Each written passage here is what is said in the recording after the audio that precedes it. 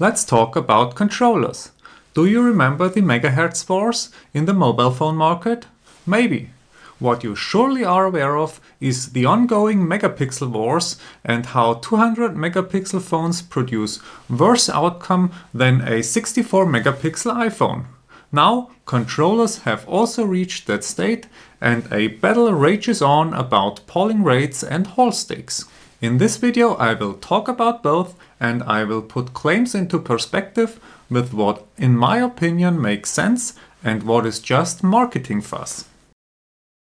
Let's start with Hall sticks. Hall sticks cannot get stick drift, and if you use a regular stick you need to buy a new controller every year. Wrong. Both of this. Let's briefly talk about how stick technologies work. Hall sticks work via a magnet and a Hall sensor. The sensor reads the position of a magnet and this determines the position of the stick. Regular old sticks work via electrical resistance and a potentiometer. In the end of the stick touches a flat surface area. Moving the stick rolls that area on that flat surface. When both parts touch, the electrical resistance in that point is different. And that is how the position of the stick is determined. As there is mechanical friction and physical contact involved, those sticks are more vulnerable to dirt, for example. If there is dirt between the surface and the stick, the electrical resistance is different than what it should be, and this is a potential cause for stick drift. With that out of the way, let's talk about my statements from earlier. First, all Hall sticks are immune to stick drift. No, it is way less likely to happen. However, there is still a mechanical part involved that might fail, and that is the springs that keep the stick centered. If those strings get faulty, then the stick might end up like the sticks of your old N64 controller. It will wiggle around and with it the magnet. As a consequence, we will encounter stick drift. This is way less likely to happen than stick drift caused by the commonly used stick technology with a potentiometer. However, it can happen. Let's get real. Before the mass dying of Joy-Con sticks, pretty much no one was worried about Hall sticks and stick drift. Also, let's check reality. None of my GameCube controllers has any stick drift, and we played over 1,000 hours of Smash Bros. On those. My brother has 2 Xbox One controllers and those were used a hell of a lot. They have no signs of stick drift. Even the old Xbox 360 controller works just fine. In fact, none of all the controllers I own has any sort of stick drift, except for the Joy-Con. And those, we must admit, are a catastrophe on their own. So no, worry not. Even your regular controllers can last forever. With that out of the way, let's take stick drift as a serious problem. It exists and others have lost their beloved controllers because of it. There is cure, and even if you encounter stick drift, there is a good chance that you can restore your beloved controller. First, we need to remember that oftentimes stick drift is caused by dirt or other means that hinder the electronics involved. Take some alcohol or contact spray, put it into your controller sticks, move it around and wait a little. That alone should help to restore most evil occurrences of stick drift. If that doesn't help, there is another way to treat stick drift. That, however, requires some easy modding and soldering. There are 2 small add-ons that you can solder onto your board. They have 2 screws, one for each axis. Those screws can be used to calibrate the potentiometer and to cure stick drift in almost all instances. The downsides of that solution are: first, it requires some light modding and soldering. And second, such a mod must be available for your controller. However, it cures stick drift quite well, and at least applying it to an Xbox Series controller was super easy. So, if we can cure stick drift, are whole sticks obsolete? No, they are not. They have a potential to be more precise and to have less jitter around the center than regular potentiometer based sticks. Also, it is way less likely for them to encounter stick drift. If the same controller was available with regular sticks and whole sticks, I most likely would take the whole sticks. However, I would not make whole sticks a main criteria to choose a controller. There are way more important criteria to look for than for whole sticks. Also keep in mind that a bad whole stick might be way worse than a good regular potentiometer based stick. The polling rate is important. 1000 Hz is what you want. Bluetooth has huge input lag and you should always use a 2.4 GHz dongle if available. You guessed it? Wrong. What we want is low latency or low input lag, however you may call it.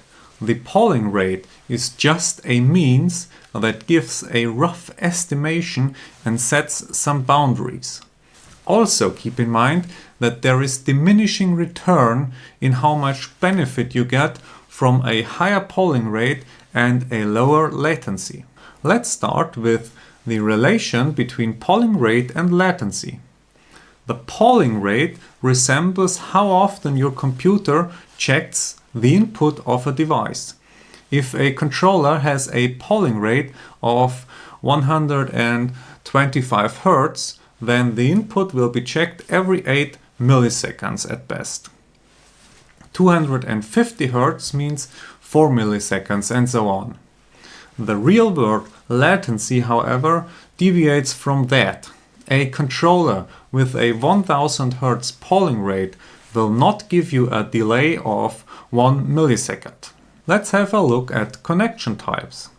There are 3 main ways to connect your controller to a computer: Bluetooth, 2.4 GHz dongle, and wired. Bluetooth usually has the highest input latency, wired the lowest. Usually Bluetooth is set to a polling rate of 125 Hz, which results to a best case input lag of about 8 milliseconds. Real world scenarios are worse, and some controllers like the old KingKong 2 or some Flydigi controllers behave really bad over Bluetooth, with a delay up to 30 milliseconds. Others, like the Xbox controller, deliver a solid 10 milliseconds input delay via Bluetooth, which I consider very playable. At least that is what most people were used to during the last years. A wire connection usually delivers the best performance and, even more important, the best consistency. One special case about wire performance is that oftentimes it allows to overclock the controller. A DualSense controller, for example, can be overclocked to 1000 Hz, which leads to a latency as low as 2.5 milliseconds. If overclocked to 8000 Hz, it reaches input latency of about 2 milliseconds. An Xbox controller, on the other hand, is locked to 125 Hz, but still reaches wired latency of about 6 milliseconds. Those numbers demonstrate that an insanely high polling rate might not make a huge difference. Also keep in mind that for the majority of players, there is absolutely no perceived difference between 6 milliseconds input lag and 2 milliseconds. For my taste, the 10 milliseconds an Xbox controller delivers via Bluetooth is good enough, and I do not feel any real lag. Maybe that's just what I'm used to, or maybe I'm just bad. If you wonder where I get those values from, then check the description. I will leave 2 links in there. One of my sources is GamePaddler. That website features latency tests that were done by soldering an Arduino or something similar like that directly onto the controller's PCB and directly grabbing the signals. Such tests resemble real-world latency pretty well. As an alternative measurement, it also features polling rate and latency values taken by a software tool similar to the X-input latency tester. My second source is a 2-year-old YouTube video that compares all sorts of controllers and connections as well as overclocking very detailed. What is my conclusion after spending many hours researching controller latency? First, don't get hooked by controllers promising super high polling rates. 250 Hz should be all you need to not perceive any lag at all. Second, be cautious if a controller advertises super high polling rate. It might deliver great performance over wired connection or a dongle, but it might have a super bad Bluetooth connection. Third, for the last couple of years I was exclusively playing on a Switch Pro controller and an 8BitDo Pro 2. So I, and probably many others, are totally fine with an input lag between 10 and 12 or even 14 milliseconds of input lag. Probably even more if you factor in all the display input lag and that we are all noobs. Fourth, always factor in your situation and what type of connection is most important to you. According to GamePaddler, there are controllers that deliver 8 milliseconds of latency via dongle, and there are others that deliver 10 milliseconds delay via Bluetooth. So if you do not want to take a dongle with you, you can get a controller with a decent Bluetooth performance and don't have to rely on a dongle. Just do your research and make sure to buy the controller for your needs. What is my personal verdict after talking about Hall sticks and polling rates? First, I do not care about Hall sticks at all. It simply is not of any priority for me. Second, I highly value a good Bluetooth connection. That is because I use my GPD Win Max 2 as my main gaming device. I do not play on a stationary tower at the same spot. So I do not want to use a dongle and take care of not losing it. I'd rather use a USB cable instead. Third, I play Smash on a Switch Pro controller, and anything that lets me play Super Smash Bros. With less or equal lag than what I'm used to, then it's good enough for me. Why did I do all this research in the first place?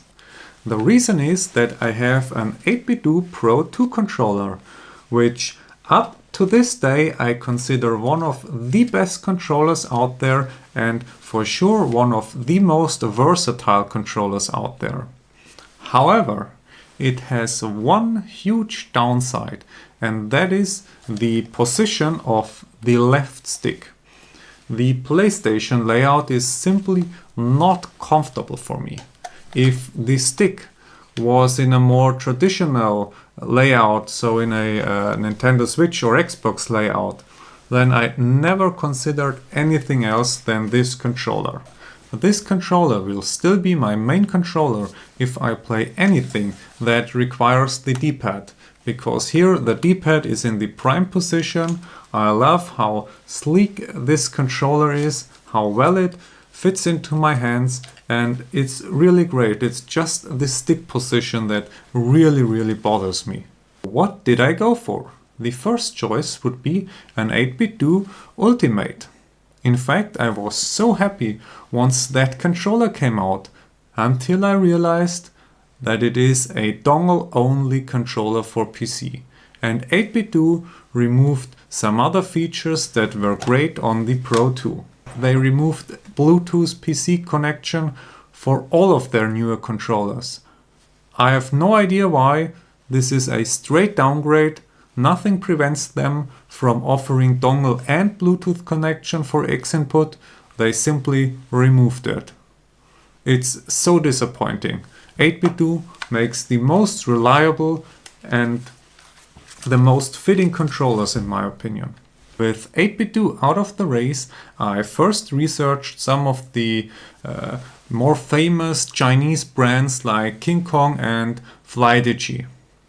However, they have very high Bluetooth latency, which is very disappointing. There is another controller which is absolutely fantastic, and that is the Rainbow 2. It's a brilliant controller.